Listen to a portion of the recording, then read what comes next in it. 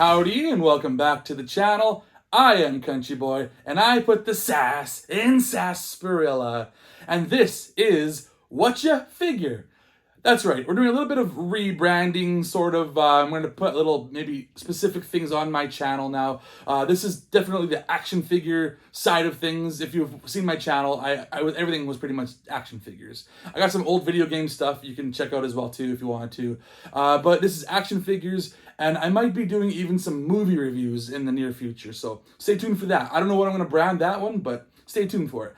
This is Whatcha Figure, and we're looking at action figures. Today, we're going to be looking at some retro Spider-Man figures.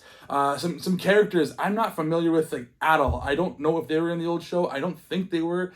They don't seem familiar to me anyways. If they were, then they didn't have a very lasting appeal as far as I know. But who are we talking about? Well, let's get to them right now. This is Rose, Marvel's Rose. From what I know about this guy, he's the Kingpin's son. I'm assuming he's a bad guy because Kingpin was a baddie. So I'm assuming this guy is a baddie too. And I do like the aesthetic of this guy. He looks really cool. So I can't wait to get into this packaging here. And then we've also got Tarantula, who I don't know anything about this guy. From what I see, he's got a cool spider outfit. I'm guessing he's a superhero too, kind of like Spider-Man. I don't really know. He reminds me of maybe like an Antonio Banderas type character. Maybe he's Spanish or Mexican or something. I don't know. That's just what I get from what I look at this guy. Know nothing about him, but we are going to be opening these guys up. So without further ado, let's get to looking at the packaging. And so here we have the card back for Marvel's Rose, a guy, again, I do not know, other than the fact that he is the son of Kingpin, I believe. That's how I understand it. It's just got the classic Spider-Man retro card, like all the other ones did. That didn't come in the VHS packaging. Some of them come in the VHS packaging. Those were the twofer ones, the 2-packs. This is a single pack, obviously. And, I prefer these ones more than the VHS ones anyways. So, yeah, looking really cool. I think he's a really cool looking character. I wish I knew who he was. I don't think he was ever on the show. But, hey, as someone that's completing this line so far anyways, I've been trying to complete the Spider-Man retro line as much as I can. At least he looks like a cool character. So that's the front. We'll take a look at the back here. So yeah, swappable hands, he's got Rose, whatnot. Richard Fisk, the son of Kingpin. There you go, he is the son of Kingpin. There, I knew that much about him. Becomes an adversary of both his father and Spider-Man when he returns to New York as a crime boss known as the Rose. Okay, that's really cool. Now I know a little bit more of his backstory. That's kind of a cool backstory. So then next up, we're gonna look at Tarantula. So let's take a look at him. All right, and here we have Marvel's Tarantula from the retro Spider-Man card figure line. Again, I don't know who this guy is.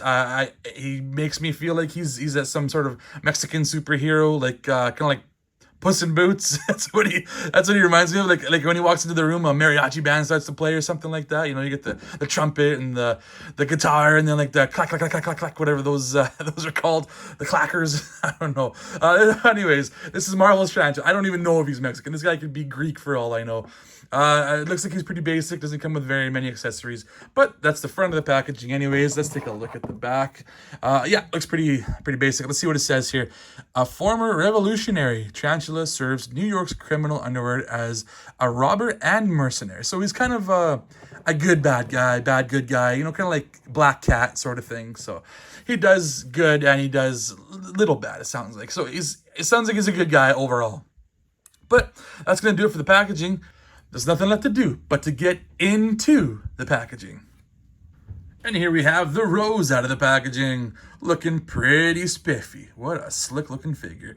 But before we get to looking at the figure itself, let's look at some of the accessories, which include these extra hands. This one right here is definitely a trigger hand, and gloves too. He's clearly wearing gloves. He's blue, unless the guy's got blue skin, which I don't think he does. He's got some blue gloves on, it looks like. So he doesn't want to leave fingerprints. I'm assuming he kills his guys and maybe he leaves a rose on their dead body or sends roses to his wife's, the widows or something. I don't know. No idea what he does with the roses. But yeah, pretty cool. Blue gloves, got decent detail. Yeah, decent. And there's obviously there's a pointing finger here. So maybe he points at his enemy before he shoots him and whatnot. I don't know. just spitballing here. And then there's these guns right here. It's got like these pretty cool square looking silencers on the end, pretty spiffy looking guns, like the look of them. And then this one here has looks like it's got like a bit of a scope on it and an extra long mag, so you can have extra bullets in this one. So they're not exactly the same gun, they're slightly different, as you can see. Pretty cool. That's a neat little detail there. And then obviously his name's a Rose, so he's got to come with a rose. But there's not really any way for him to hold this rose unless you put it in his trigger hand, because you can't really hold it in this pointer hand, and then the other hands are fists. So I don't know how he's supposed to hold this rose. It would have been nice if he would have had like a hand for specifically the rose and one for a gun. But you know, it's a decent looking rose. You know, it's got the red on the top. It's got the green for, you know, the leaves and whatnot, and the stem. It's decent, but you know, not perfect, not amazing in any way. And then let's look at the figure itself. This is the Rose. He looks pretty cool. I like the shades with like the balaclava, the purple balaclava look, with like kind of like was it Baron Zemo that wears purple balaclava, similar to that. I wonder if maybe that's where he got his idea from. I got the cool rose going on the lapel there. Yeah, just like pure white, really cool. And they got a little bit of black on the shoes here, and then the blue gloves go matching his blue tie. A really cool aesthetic looking figure. I think he's really stylish. Really stylish looking guy. And it's a longer coat too. It's not a short one, so it goes down quite a bit. So let's take a look at some articulation while we're here. His head goes back that's about as far back as his head goes, but forward goes about that far right there. And then he tilts left and right, not too much, but he can turn all the way around if you need to. And then his arms go up like that, quite a ways. That's pretty good. And they got the bicep swivel there. Decent movement. And then he's got the double jointed elbows. Wow, they go all the way. He could punch himself in the shoulder. That's pretty cool, actually. I've never seen that good of articulation in the elbow before. That's really well done. And then the wrists, they go back and forth. Pretty good. And they swivel all the way around. So that's pretty good. And then I don't know what kind of a cut he has inside here, because you can't really see with the big coat, and it does hinder it as well too. So he's able to bend forward a little bit back, but the coat hinders all that. So he can't really stay in those positions. But the knees are stiff. But here they go, double jointed knees. They go up pretty good. He can almost kick his own butt right there. Pretty decent.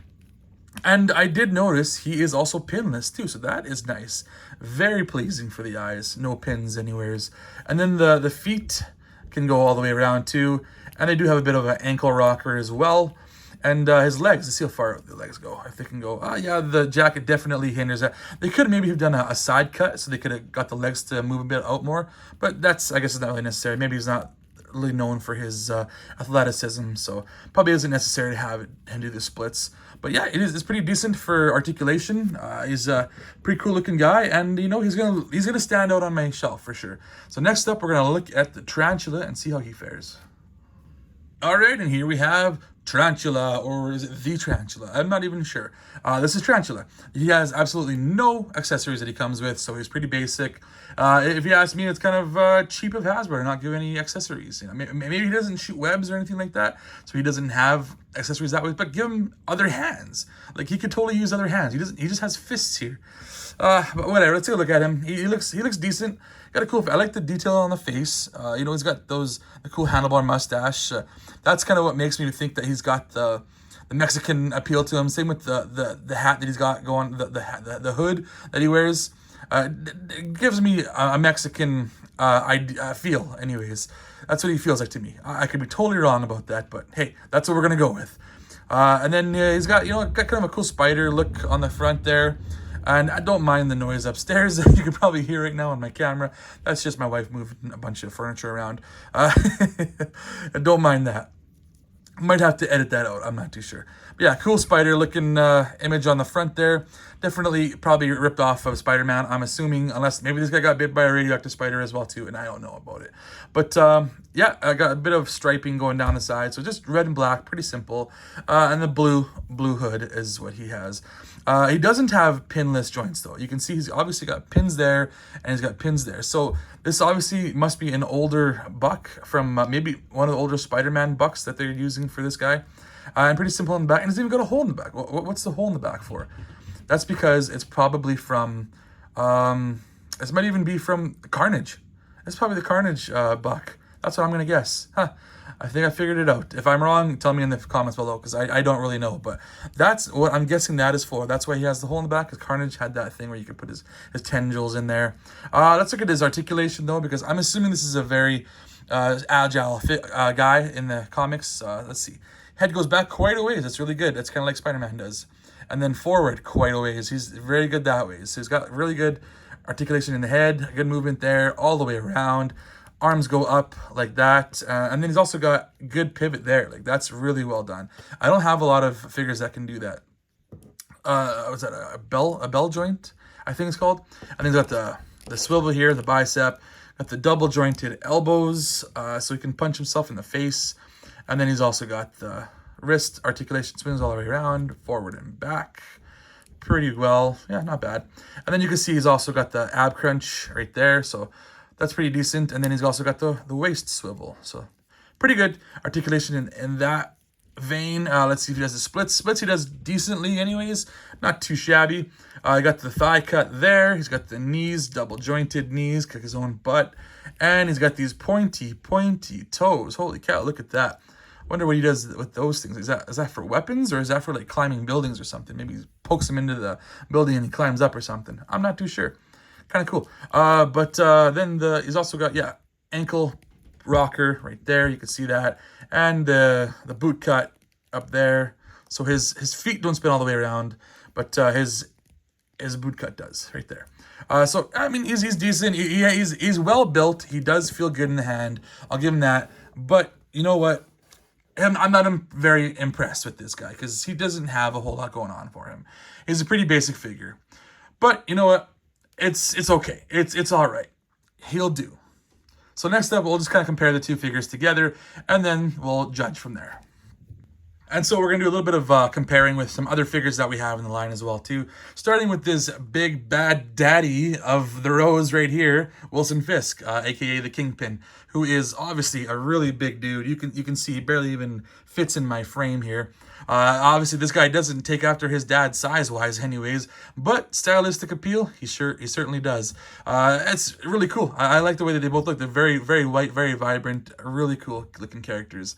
And I wouldn't be surprised if they did another Wilson Fisk in the future, where it's more garnered to look like the figure, the character from the actual cartoon. He's definitely more from the comic book, and like maybe little bits from the cartoon, but this is basically an old figure that they just kind of redid. So I wouldn't be surprised if they did another Wilson Fisk. Another comparison we'll do here is another mob boss looking dude who wears a suit, Hammerhead. And I like that they didn't just copy Hammerhead's look. Like they could have just taken basically what Hammerhead was wearing and put it on this guy and just painted it white. But they didn't do that. They made a whole new look for this guy, which I totally appreciate. And yeah, they totally work really well together. Definitely like two different mob type looking guys. Very cool. I really appreciate the looks of both of these guys together. And then I'll toss in this baddie right here, which I think is part of what Tarantula is kind of wearing. Like, I think this is a lot of this, what he's got going on is probably based off of here. At least parts wise, I should say. Like, I think, yeah, probably a lot of, I mean, I know the color is very similar too, but just the fact that the back kind of has this, but the tendrils opens up there, I think that's kind of what the back of Tarantula's is too. That's probably what's going on there. So, it's okay. It works if the reuse works, then it works. So go ahead and use it. But it does feel a little bit cheap, I'm not gonna lie. But the last comparison I'll do is the original Spider-Man figure from this line. Kind of see how he fares with these guys, and yeah, he works in pretty well. Definitely the more darker looking Spider-Man, darker blues, darker reds, but he works size-wise. I think he works very well comparatively with these guys. Really cool. So that's going to do it for this video anyways. I hope you liked it. I am CountryBoy9 with an underscore in there. Go ahead and check me out on other platforms. I'm here. I'm on Instagram. I'm on Twitter. I'm all over the place. Check me out. I'm also on another channel on YouTube with my friends called Wasted Opinions. Check those guys out also. They are awesome. For now, that's going to do it for this video. I got somewhere to be, and I got some dinner to make. All right? See you later. Flip, flip.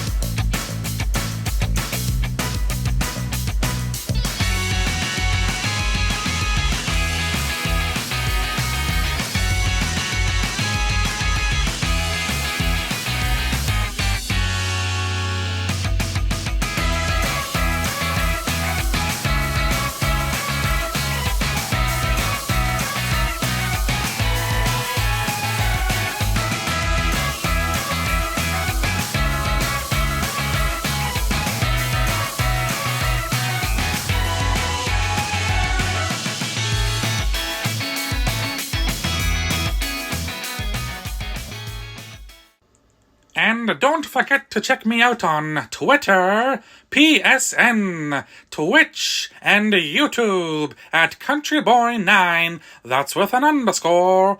Thanks for watching.